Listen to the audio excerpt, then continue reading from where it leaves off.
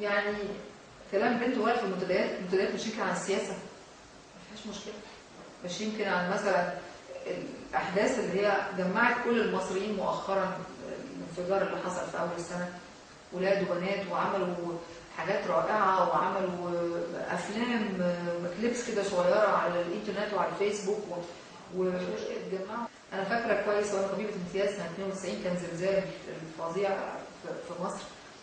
يعني انا بشكل عام ما اقدرش اركب مثلا مع زميل واحنا طالبه في الكليه او طبيبه امتياز. ساعتها احنا كنا ماشيين في الشارع، اي حد رايح القصر العيني بنروح مع بعض اي حاجه. فاذا المساله تختلف تماما باختلاف ايه المنتدى ده بيقول ايه. طبعا كلام وقح او كلام جنسي او كلام مثير او كلام فيه عبارات خادشه او كلام فيه اشياء خاصه، لا طبعا لا يصح. ولكن كلام عادي وعام في الشغل، في الكورسات، في حدث معين، ليه لا؟ بالعكس. على فكره ايام الرسول صلى الله عليه وسلم كان في اختلاط. يعني مساله الاختلاط دي مش، انا لم اقرا اي نص، انا لست اهلا للفتوى، ولكني لم اقرا اي نص اسلامي يحرم الاختلاط. لكن المهم شكل الاختلاط ده ايه؟ يعني انا في الغرفه اللي قاعده فيها انا الوحيده اللي ست، وما شاء الله كلهم شباب، ربنا يا رب يبارك لهم ويديهم الصحه ويوفقهم. يعني مش ده خالص الاختلاط الحرام. وربنا سبحانه وتعالى عمل ضوابط، قال ما فيش خلوه، وقال ما فيش خضوع بالقول، وقال في قول معروف.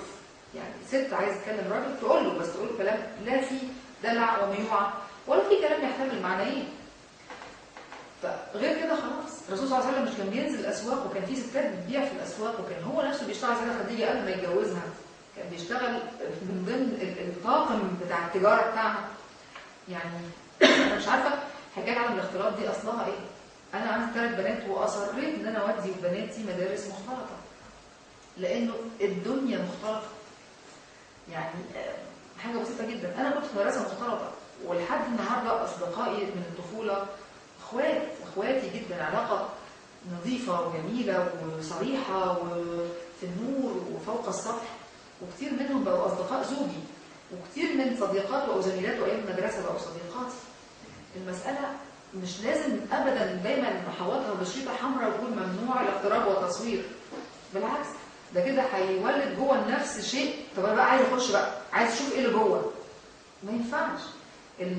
بنلاقي ان البنت اللي اهلها جابرينها على ان هي ما تختلطش، دي اكتر واحده ممكن يجي منها تصرفات مش كويسه. وكتير مننا يعرف انه في دول ممنوع فيها الاختلاط بيحصل ايه؟ اكتر نسبه علاقات مش طبيعيه، اكتر نسبه علاقات بالخدم، اكتر نسبه علاقات شاذه. ما ينفعش الكلام ده مش ده الواقع بتاع الحياه. احنا لازم ناخد الامور ببساطه اكتر من كده. ما ينفعش ابدا ابدا ان احنا نعكس الطبيعه وننتظر نتيجه كويسه.